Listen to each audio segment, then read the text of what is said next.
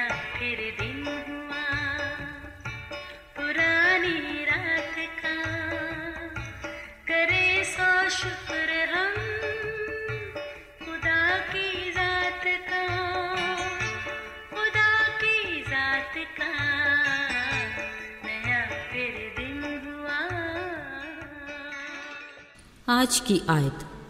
बनी इसराइल कहने लगे, काश हम खुदावंद के हाथ से मुल्क मिस्र ही में मार दिए जाते, जब हम गोश्त की हांडियों के पास बैठकर दिल भर के रोटी खाया करते थे। खरूज 16 बाब 3 आयत। अजीज़ों, अभी कुछ देर पहले मैं खिड़की से बाहर देख रही थी। सूरज अपने दिन भर के सफ़र के आखिरी मरहलों में था। ये धीरे धीरे अंधेरे ने पूरी कायनात को अपनी लपेट में ले लिया। साथ ही घरों, गलियों और सड़कों की रोशनियां जल उठीं। खिड़की का पर्दा सरकाते मैं सोच रही थी, थोड़ी देर में चांद तारे भी अपनी ड्यूटी पर हाजिर हो जाएंगे।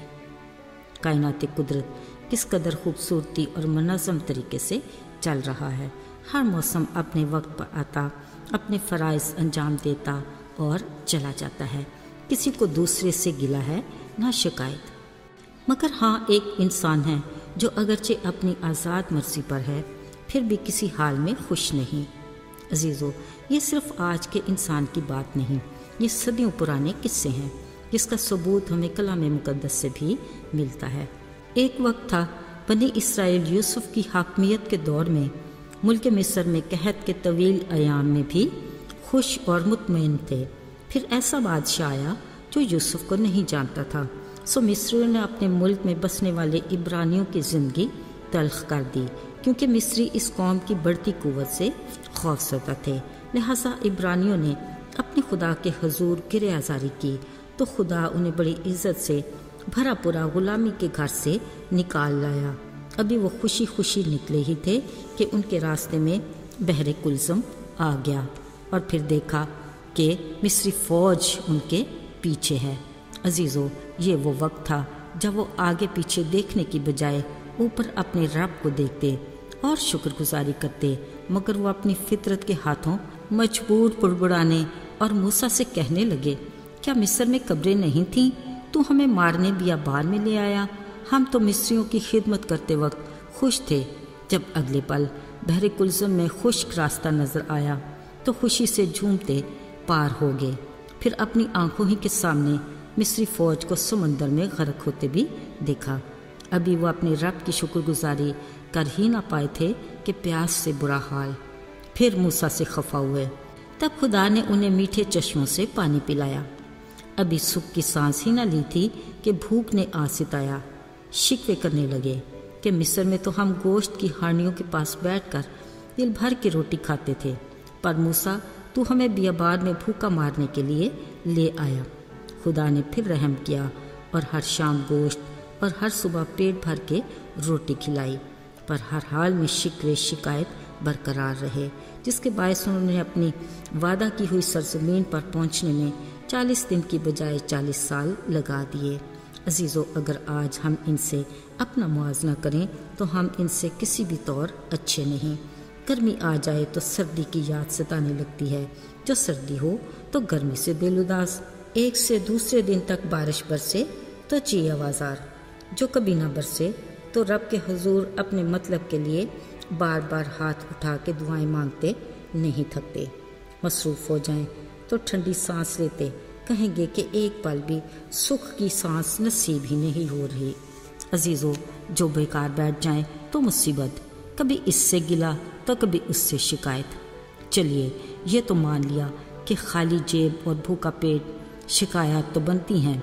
मज़े की बात तो ये है कि जेब भारी और पेट भरा भी हो, घूम फिर के नाशुक्री की कोई वजह निकल ही आती है।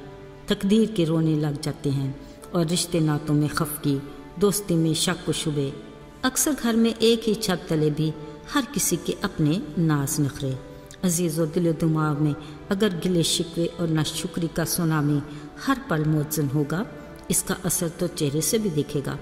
बिलाशुबा मनफी सोच के असरात न सिर्फ हमारी सेहत को ख़राब करते और हमारी शख्सियत पर ही बुरा असर डालते हैं, बल्कि रूह भी गोया मुरझा जाती और माहौल भी बोझल हो जाता है। صرف یہی نہیں، ہماری برکات کی ٹوکریوں میں پڑے محبت اور خوشی کے پھل اور پھول بھی مرجھا جاتے ہیں۔ عزیزو، ہماری زندگی میں ایسے حالات کا آنا لمحہ فکریہ ہے۔ بطور مسیحی ہمیں کلام مقدس کی روشنی میں اپنی روحانی زندگی کا جائزہ لینا چاہیے۔ بعض اوقات ہمیں لگتا ہے کہ ہم ترقی کی سیڑھی چڑھتے کامیابی کی منزل کی طرف رواں دواں ہیں، جبکہ ہم عدم معرفت کی بدولت تنزلی کی طرف آ رہے ہوتے ہیں۔ ہم اپنی سہولت اور فائدے کے لیے خدا کے کاموں پر اعتراض کرتے ہیں، جبکہ فطرت خدا کی مرضی کے تابع ہے۔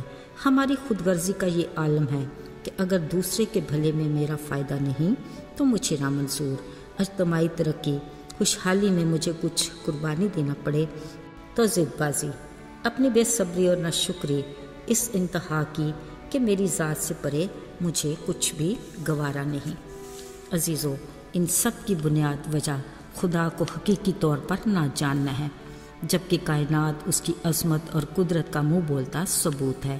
وہ اپنی خلق کی ہوئی ہر شے کا پالنے والا اور محافظ ہے، مگر ہم انسان اپنی ناقص عقل اور محدود سوچ کی بدولت اپنے مستقبل کی فکروں میں الجھ کر اپنے آج کو ضائع کر دیتے ہیں، جبکہ آج کا دن خدا کی طرف سے ایسا تحفہ ہے جس سے آج ہی لطف اندوز ہو کر اس کا شکر بجا لانا چاہیے۔ آئیے دعا کریں۔